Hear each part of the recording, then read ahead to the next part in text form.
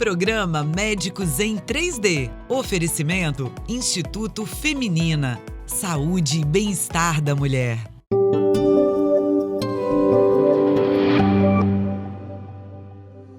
Estamos no programa Médicos em 3D, um espaço para a gente fazer um debate, tirar as dúvidas e, por último, te dar umas dicas.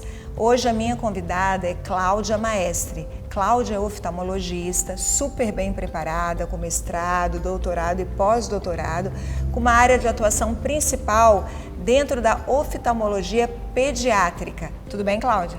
Tudo bom, muito obrigada pelo convite, Luza, obrigado por estarmos aqui todos juntos, né? Vamos aprender um pouquinho.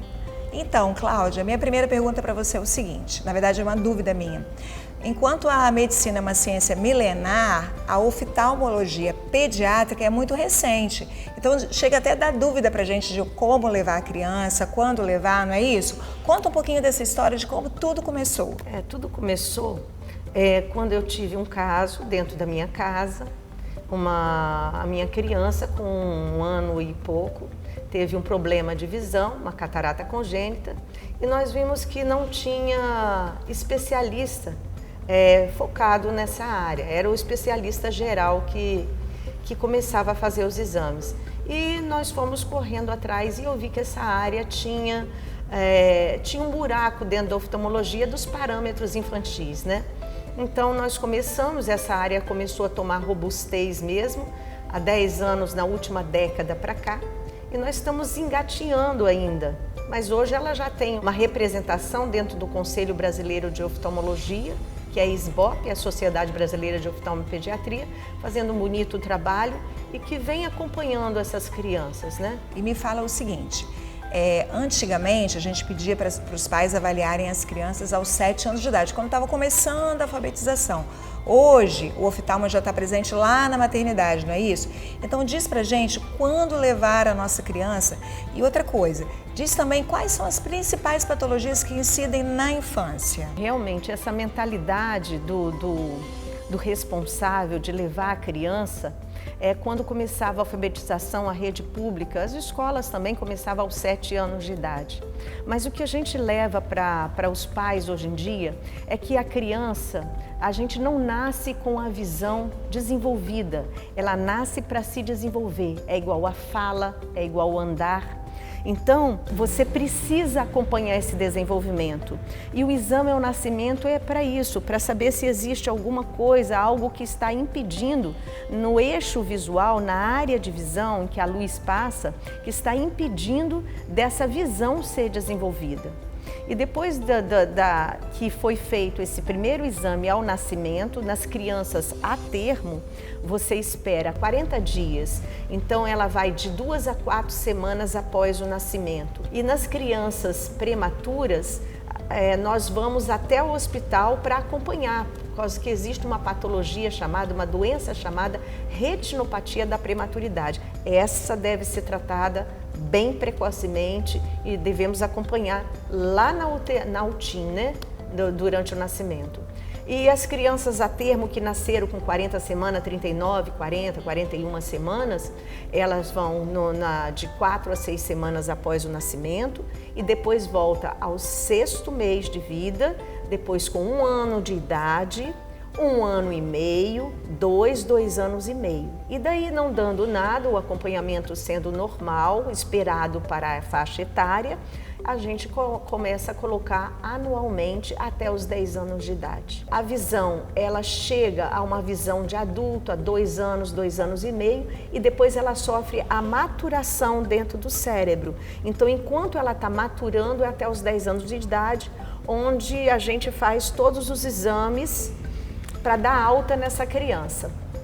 Então, se óculos para criança não é para correção, óculos para criança é tratamento, não existe óculos de descanso para criança. Então, criança que usa óculos é óculos o tempo todo, só tira para tomar banho e dormir. Tirar para festa não pode. Enquanto está tirando para festa, a visão está deixando de ser desenvolvida. Quanto às doenças mais comuns na criança é isso, a falta de desenvolvimento da visão. nós temos, a criança, ela não tem parâmetro.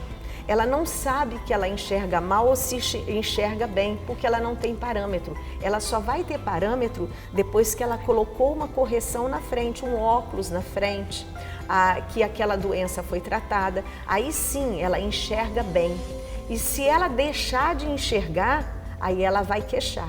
Criança também, com um olho só, com um grau e o outro não, a criança não tem visão dupla igual ao adulto, ela tem supressão. O que é supressão? O cérebro entende que esse olho não existe, esse olho não vai desenvolver a visão. Então ela fica com um olho bom e um olho que não enxerga. E o que isso vai acarretar para a criança? Nada. Ela não vai queixar, porque ela não vai sentir que aquele outro olho não enxerga, a menos que ocorra você tampe o olho para saber que ela não enxerga. Ou ela só vai perceber o que eu vejo pacientes no exame admissional, no exame que vai fazer para ser contratado por uma empresa, aí ela percebe que não... Lá na vida adulta. Lá na vida adulta que ela não enxerga bem por um olho. Ou às vezes quase nada. Cláudia, eu assim vou confessar que eu falhei então no acompanhamento dos meus filhos, muito por falta de conhecimento, né? Então é muito importante esse trabalho para a gente poder, né, divulgar, porque os pais que estão ouvindo podem não ter mesmas falhas, né, que a gente na nossa geração teve, né? Realmente precisa acompanhar a criança bem de pertinho. Bom, no próximo bloco nós vamos saber se eletrônicos tem a ver com a visão. Outra coisa, e a alimentação tem a ver com a visão também? Ou o olho está ali sozinho, isolado do restante do corpo? Espero você no próximo bloco.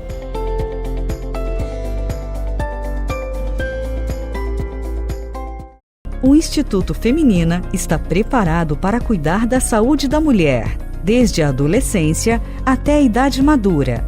Os médicos Dr. Paulo Batistuta e doutora Samara Matar alinham experiência, tecnologia de ponta e pesquisa pensando na saúde integral da mulher moderna. Localizada na Enseada do Suá, no edifício Vértice Empresarial, o Instituto Feminina possui uma sede confortável, com os equipamentos mais modernos para atender suas pacientes em ginecologia, obstetrícia, ginecologia integrativa, laser e estética íntima. Faça uma visita e conheça o Instituto Feminina.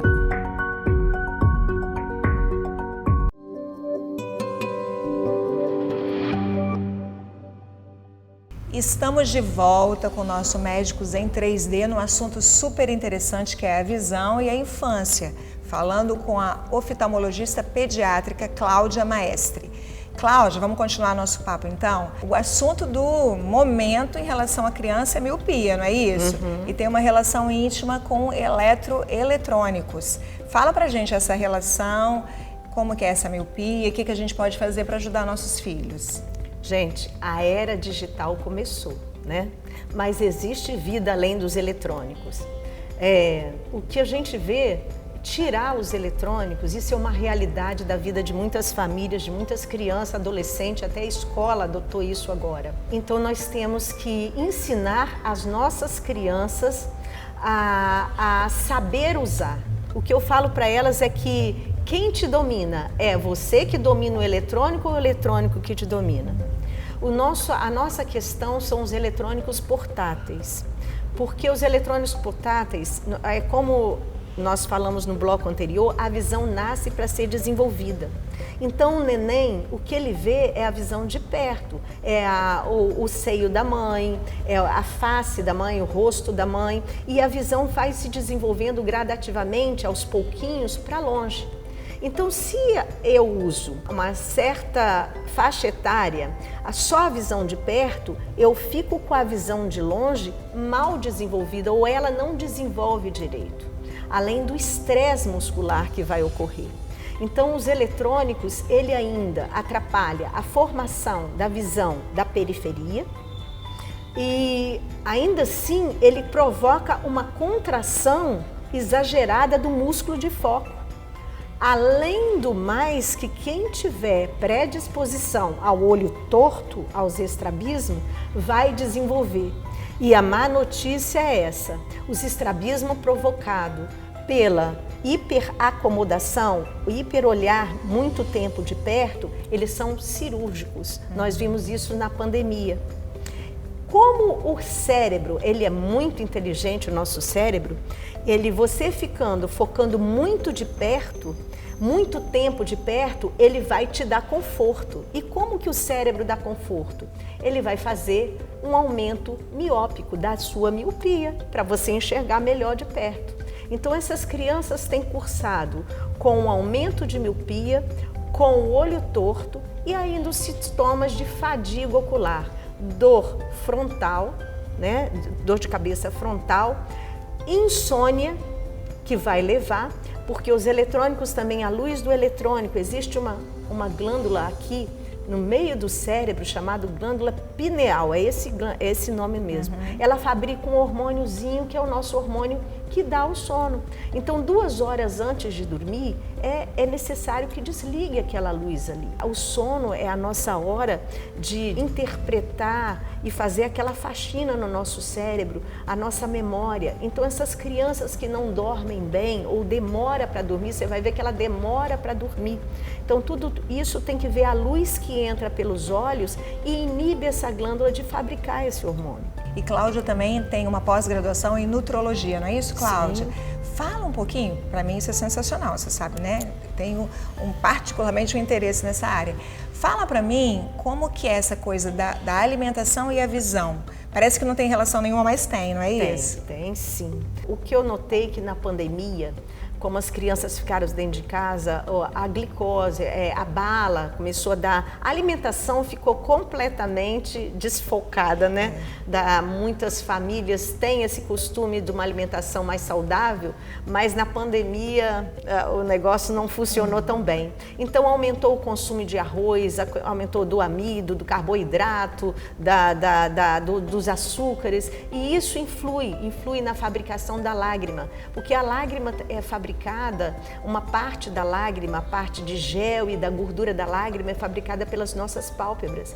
E isso afeta as glândulas e começa a dar aqueles tersolzinho pequenininho, começa a diminuir. Então é uma lágrima não boa, não é uma lágrima que vá dar uma visão, porque a função da nossa lágrima, ela dá uma visão boa, e ainda por cima ela defende o nosso olho de bactérias. Então nós tivemos o tersol de repetição, nós tivemos os tumorezinhos de pálpebras, os inchaços palpebrais, o desfoco, as dores de cabeça, tudo isso corrigindo a alimentação, voltou ao normal. Cláudia, sempre que uma pessoa vem aqui, a gente pede para dar uma dica, e nesse seu assunto sensacional, eu queria que você deixasse uma dica, especialmente para os papais e para as mamães que estão nos assistindo. A dica que eu posso dar não vou falar que tire seu filho do eletrônico, mas se você começar a ter o hábito de conversar com seu filho,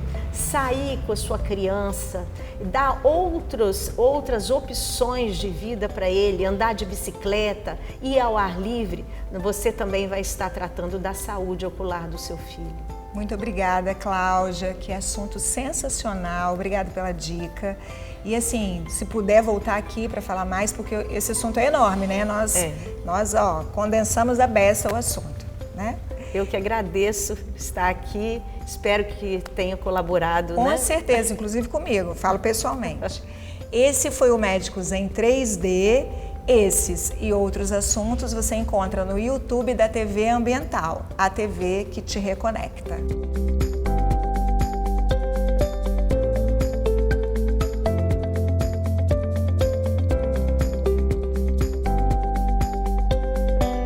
Programa Médicos em 3D. Oferecimento Instituto Feminina. Saúde e bem-estar da mulher.